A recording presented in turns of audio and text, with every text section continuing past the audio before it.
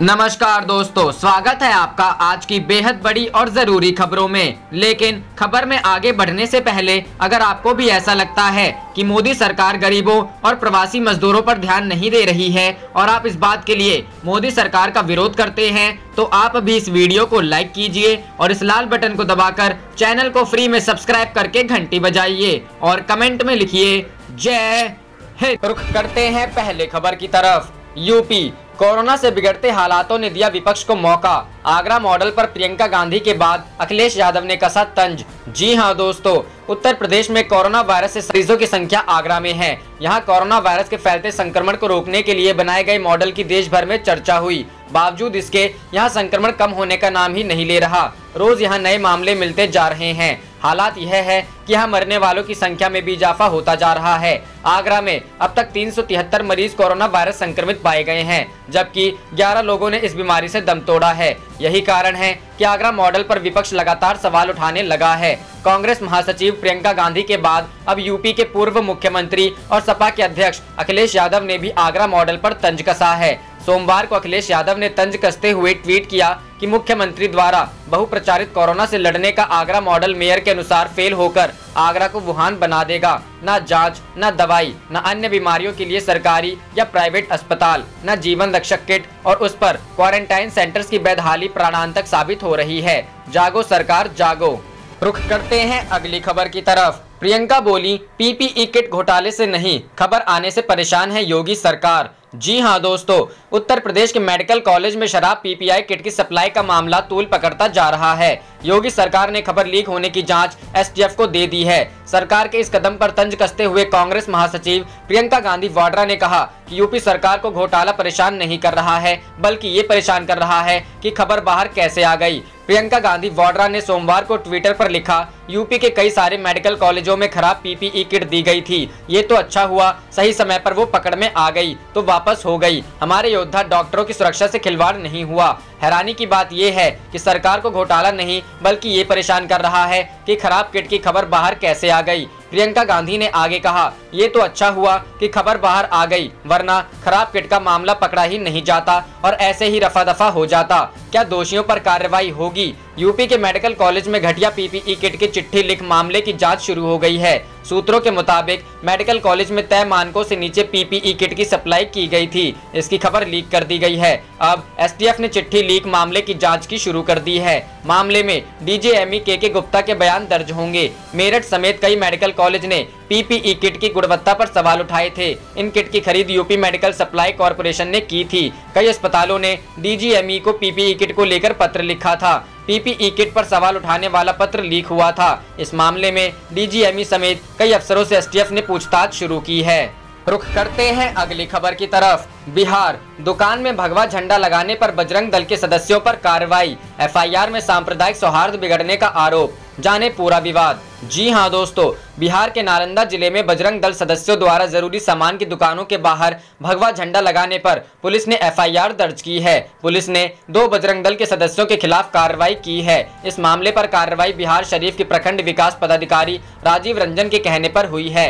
FIR Lahiri थाना में दर्ज की गई है। बजरंग दल के सदस्यों पर आरोप है कि इन्होंने स्थानीय हिंदुओं से आग्रह किया था कि वे अपनी जरूरत की वस्तुएं जैसे फल, सब्जी, राशन इत्यादि हिंदुओं की दुकान से ही खरीदें। एफआईआर में लिखा गया है कि लहेरी थाना अंतर्गत भरावपर चौक के पास वाली सभी हिंदू धर्म के लोगों की दुकानों के बाहर बजरंग दल के सदस्यों ने भगवा झंडा लगाया है। एफआईआर में राजीव रंजन ने कहा है, 18 अप्रैल को भरावपर चौक का दौरा किया था, जहां मैंने देखा कि स्थानीय बजरंग दल के सदस्य कुंदन कुमार, धीरज कुमार और 5 अन्य अज्ञात लोगों द्वारा हिंदुओं के स्वामित्व वाली दुकानों पर भगवा झंडे फहराए जा रहे हैं और हिंदुओं से केवल उन दुकानों से सामान खरीदने का आग्रह किया जा रहा है जिन पर भगवा झंडे हैं या हिंदुओं के स्वामित्व हैं।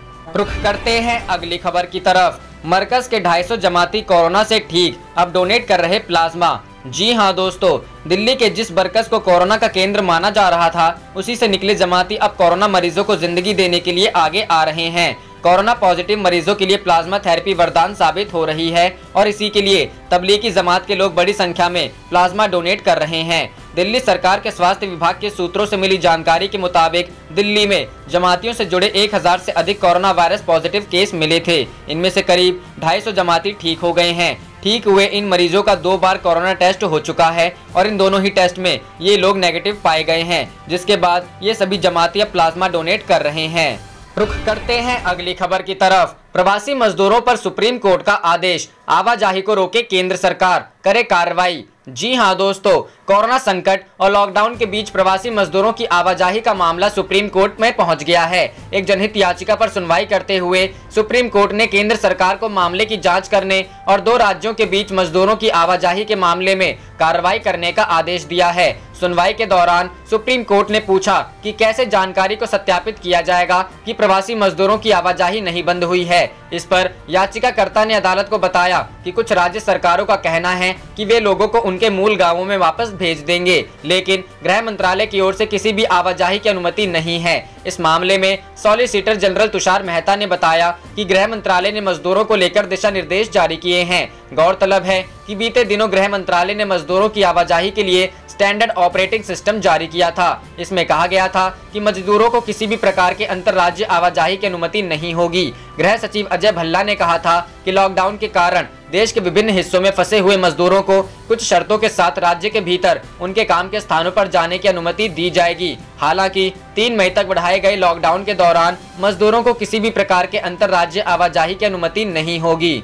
रुख करते हैं अगली खबर की तरफ। देर रात ऑफिस में टीवी देख रहे बीजेपी नेता को पुलिस ने पकड़ा। जी हां दोस्तों, कोतवाली थाने से चंद कदम दूर श्री राम प्लाजा में देर रात बेवजह ऑफिस खोलकर बैठे एक बीजेपी नेता और उसके एक साथी की शिकायत कर पुलिस ने हिरासत में लिया है। वहीं घंटों थाने में बिठाने के बाद दोनों से पूछताछ कर समझाइश देकर थाने से चलता कर दिया। देर रात सीएसपी कोतवाली निमेश बरैया को सूचना मिली कि श्री राम प्लाजा में पिछले कई दिनों से बीजेपी नेता अशोक मिथुन अपने कुछ साथियों को लेकर देर रात तक मजमा लगाए रखता है। इधर सीएसपी ने शिकायत को पुख्ता करने कोतवाली थाने से स्टाफ को भेजा तो पता चला कि अशोक मिथुन और उसका साथी अनिल गुल्हारे ऑफिस का शटर खोलकर बेवजह बैठे हुए थे, जिसके बाद पुलिस ने दोनों से लॉकडाउन के दौरान देर रात में ऑफिस में बैठे रहने का कारण पूछा तो दोनों पुलिस को गोलमोल जवाब देने लगे। इधर सीएसपी के निर्देश पर पुलिस ने दोनों को थाने लाकर बिठा दिया। सीएसपी ने बताया कि पिछले कुछ दिनों से श्री राम प्लाजा में उक्त लोगों द्वारा देर रात तक ऑफिस खोलकर बैठने की कंप्लेन मिल रही थी। मैंने थाना स्टाफ को ऑफिस की चेकिंग कर दोनों को थाने ले आने को कहा था। पूछताछ में दोनों ने बताया कि श्री राम प्लाजा में चौकीदार को खाना देने गए थे, जिसके बाद थोड़ी देर ऑफिस में टीवी देखने बैठ गए। वहीं ऑफिस का शटर खराब होने के कारण ऑफिस खुला हुआ था। पुलिस ने पूछताछ के बाद दोनों को घंटों थाने में बिठाया रखा और दोबारा ऐसा नहीं करने की चेतावनी देकर थाने से रवाना कर दिया है। रुख करते हैं अगली खबर की तरफ। कांग्रेस अब आर्थिक मोर्चे पर केंद्र सरकार को घेरना जारी रखेगी। जी हां दोस्तों, करीब 1 महीने तक कोरोना से लड़ाई में सरकार को सहयोग का भरोसा देने के बाद अब कांग्रेस ने आर्थिक मोर्चे पर मोदी सरकार पर हमले तेज कर दिए हैं। इसकी जिम्मेदारी पूर्व प्रधानमंत्री मनमोहन सिंह, पूर्व वित्त मंत्री पी चिदम्बरम और खुद राहुल गांधी व उनकी टीम ने संभाली है। पूर्व केंद्रीय मंत्री पी चिदम्बरम को यह कहने में कोई संकोच नहीं होता कि प्रधानमंत्री नरेंद्र मोदी सरकार के रणनीतिकार भारतीय अर्थव्यवस्था का बेसिक्स नहीं समझ पा रहे हैं। चिदम्बरम की यह टिप्पणी सरकार के आर्थिक क्षेत्र में लिए जाने वाले निर्णय को लेकर है। कांग्रेस प्रवक्ता गौरव वल्लभ भी आर्थिक मोर्चे पर सरकार की नीतियों को लेकर कुछ इसी तरह का सवाल उठाते हैं। कांग्रेस पार्टी की आर्थिक समझ का दारोमदार पिछले कुछ दशक से पूर्व प्रधानमंत्री मनमोहन सिंह पर निर्भर कर रहा है। इस पूरी टीम का मानना है कि केंद्र सरकार कोविड-19 से पैदा हुए जटिल हालात में यदि कुछ महत्वपूर्ण कदम नहीं उठाती तो अगले कुछ महीनों में भारतीय अर्थव्यवस्था को तगड़ा झटका लगने वाला है। कांग्रेस पार्टी के मीडिया विभाग के प्रभारी रणदीप सुरजेवाला का कहना है कि यह एक गंभीर मुद्दा है। लोगों को जीवन के साथ साथ रोजगार, गुणवत्ता का जीवन चाहिए। सुरजेवाला का कहना है कि कांग्रेस पार्टी कोविड-19 संक्रमण को लेकर लगातार रचनात्मक, सकारात्मक सहयोग कर रही है। हम इसे जारी रखेंगे, लेकिन इसके साथ साथ महत्वपूर्ण मुद्दों की तरफ सरकार का ध्यान भी आकर्षित करेंगे। रुख करते हैं अगली खबर की तरफ। अखिलेश यादव का आरोप, सरकारी सहायता को आरएसएस अपना बताकर बांट रही। जी हां दोस्तों, उत्तर प्रदेश के पूर्व मुख्यमंत्री और समाजवादी पार्टी के राष्ट्रीय अध्यक्ष अखिलेश यादव ने कोरोना लॉकडाउन के दौरान राष्ट्रीय स्वयंसेवक संघ की सक्रियता पर सवाल उठाए हैं। अखिलेश यादव ने आरोप लगाया कि स्वयंसेवी संस्थाओं और सरकारी एजेंसियों से मिल रही सहायता को आरएसएस अपना बताकर बांट रहा है। अखिलेश यादव ने रविवार को कहा कि प्रदेश में कम्युनिटी किचन और आरएसएस के भंडारे में कोई फर्क नहीं दिखता है। स्वयंसेवी संस्थाओं और सरकारी संस्थानों से प्राप्त खाद्य सामग्री को आरएसएस अपना बताकर और मोदी थैली में भरकर कुछ भाजपाई परिवारों में वितरित करना घटिया मानसिकता को प्रदर्शित करता है। सपा प्रमुख अखिलेश यादव ने सवाल उठाया कि संघ की कुटुंब शाखा कैसे लगाई जा रही है। भाजपा की सरकार क्या संघ का एजेंडा बढ़ाने के लिए ही चुनी गई है? अखिलेश यादव ने कहा कि पूरा देश कोरोना वायरस के खिलाफ संघर्ष में एकजुट है। लॉकडाउन का भी सभी समर्थन कर रहे हैं। जनहित और जन सुविधा संबंधित सरकारी निर्देशों का पालन भी हो रहा है, लेकिन सरकार के भ्रामक बयानों से जनता में दुविधा की स्थिति भी बन रही है। उन्होंने कहा कि भाजपा सरकार द्वारा प्रशंसित मॉडल कामयाब नहीं हो रहे हैं। मजदूर और गरीब को उनके हाल पर छोड़ दिया गया है। सपा प्रमुख ने कहा कि सरकार गरीबों की सुध नहीं ले रही है। सरकार को गरीबों के इलाज, उनके भोजन और आवास की व्यवस्था करनी चाहिए। जहां जनता कोरोना को हराने के लिए प्रतिबद्ध है, वहीं भाजपा सरकारें ईमानदारी से काम करने के बजाय राजनीति करने से बाज नहीं आ रही है। रुख करते हैं अगली खबर की तरफ। हिंदू का प्लाज्मा मुस्लिम और मुस्लिम का प्लाज्मा हिंदू की जान बचा सकता है, केजरीवाल। जी हां दोस्तों, दिल्ली के मुख्यमंत्री अरविंद केजरीवाल ने कोरोना वायरस के खिलाफ मिलजुल कर लड़ने की अपील की है। उन्होंने कहा कि कोरोना के खिलाफ लड़ाई में किसी तरह की बाधा ना आने दें। उन्होंने कहा कि हम लोगों ने आपस में दीवारें क्यों पैदा की है। हिंदू का प्लाज्मा मुस्लिम और मुस्लिम का प्लाज्मा हिंदू की जान बचा सकता है। मुख्यमंत्री केजरीवाल ने कहा, लोगों के मन में जज्बा है कि कैसे दूसरे की जान बचा सकते हैं। कल को हो सकता है कि मुसलमान का प्लाज्मा हिंदू के काम आए और हिंदू का प्लाज्मा मुसलमान के काम आ जाए। भगवान ने तो फर्क नहीं किया, हम लोगों ने आपस में दीवारें क्यों पैदा की हैं। हमें ये सबक लेना चाहिए कि अगर आपके मन में किसी दूसरे धर्म के व्यक्ति के प्रति दुर्भावना आए तो सोच लीजिएगा कि हो सकता है कि उसका प्लाज्मा कल को आपके काम आए और आपकी जिंदगी बचाए। सीएम अरविंद केजरीवाल ने रविवार को डिजिटल प्रेस कॉन्फ्रेंस में कहा, 3 मई तक प्रधानमंत्री ने पूरे देश में लॉकडाउन का ऐलान किया है। 3 मई के बाद केंद्र सरकार के साथ बातचीत के बाद आगे का रास्ता तय करेंगे। प्लाज्मा थेरेपी से अच्छे नतीजे आ रहे हैं। एक मरीज के ऊपर मैं खुद नजर रख रहा हूं। एक मरीज की हालत बहुत ज्यादा खराब हो रही थी, उनको प्लाज्मा दिया गया और उनकी तबीयत में काफी सुधार आज सुबह तक हुआ। उस मरीज को देखकर हमारा उत्साह बढ़ा है, प्लाज्मा थेरेपी में विश्वास बढ़ा है। मैं उम्मीद करता हूं वह पूरी तरह से ठीक होकर अपने घर जाएंगे, अभी आईसीयू में हैं। रुख करते हैं अगली खबर की तरफ। कोरोना संकट को लेकर प्रियंका का योगी सरकार पर हमला, अगर सही प्रबंध नहीं हुआ तो हालात बेकाबू हो जाएंगे। जी हां दोस्तों, कांग्रेस महासचिव प्रियंका गांधी ने आगरा में कोरोना मरीजों की संख्या तेजी से बढ़ने पर चिंता व्यक्त करते हुए कहा कि अगर सही प्रबंध नहीं हुआ तो हालात बेकाबू हो जाएंगे। उन्होंने सोशल मीडिया के माध्यम से ट्वीट कर कहा कि योगी सरकार को चाहिए कि मेयर की बातों को सकारात्मक भाव से लें और आगरा की चिंता को महामारी से बचाने का महत्वपूर्ण प्रयास करें। प्रियंका ने रविवार को आगरा के मेयर नवीन जैन के लिखे पत्र को ट्विटर पर अपलोड कर कहा, आगरा शहर में हालात खराब हैं और रोज नए मरीज निकल रहे हैं। आगरा के मेयर का कहना है कि अगर सही प्रबंध नहीं हुआ तो मामला हाथ से निकल जाएगा। कल भी मैंने यही मुद्दा उठाया था।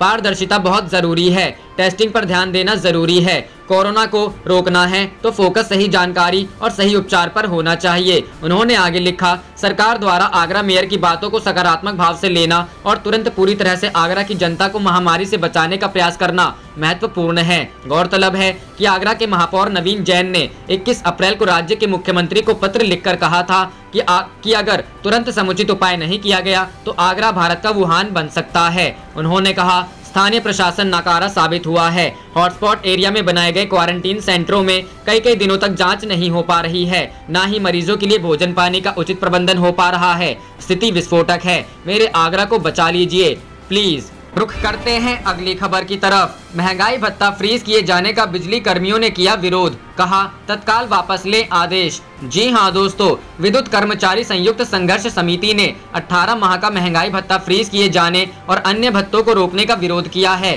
संघर्ष समिति ने केंद्र और राज्य सरकार से इस फैसले पर पुनर्विचार करने और आदेश तत्काल वापस लेने की मांग की है। संघर्ष समिति के प्रमुख पदाधिकारियों ने जारी साझा बयान में कहा कि इस फैसले से कोविड-19 महामारी के दौरान निर्बाध बिजली आपूर्ति कर रहे कर्मियों को भारी निराशा हुई है। बता दें कि कोविड-19 महामारी का साइड इफेक्ट नजर आना शुरू हो गया है। राज्य सरकार ने केंद्र सरकार की तर्ज पर अगले 1.5 साल के लिए राज्य कर्मचारियों और पेंशनरों का महंगाई भत्ता व महंगाई राहत न बढ़ाने का फैसला किया है। इसके अलावा 6 अन्य भत्तों का भी भुगतान इसी अप्रैल से मार्च 2021 तक स्थगित कर दिया है। इससे सरकार के खजाने से करीब 10,000 करोड़ रुपए की बचत होगी। फैसले से प्रदेश के करीब 16 लाख कर्मियों और 11.82 लाख पेंशनरों को झटका लगेगा। प्रदेश के राजस्व में कमी आने का दिया तर्क। अपर मुख्य सचिव वित्त संजीव मित्तल ने बताया कि लॉकडाउन के चलते प्रदेश सरकार के राजस्व में कमी आई है। कोविड-19 से निपटने के लिए वित्तीय संसाधनों की पर्याप्त उपलब्धता सुनिश्चित करने के लिए डीए,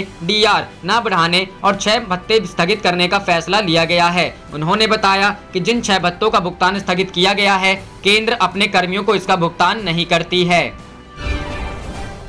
आप देख रहे थे आपका अपना चैनल जय हिंद, जय भारत।